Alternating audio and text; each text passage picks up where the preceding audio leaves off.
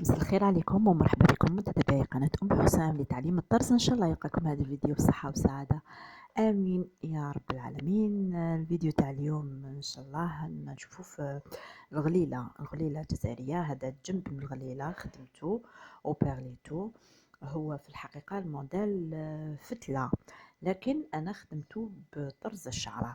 كاين وين يكون رشمة تاع فتلة نقدروا نخدموها بالشعرة، يعني ما كاش مشكل، ماشي نقولوا فتله يعني فتله وشعره شعره، لا، كاين بعض الرشمات اللي بالفتله نقدروا نطرزوهم بالشعره.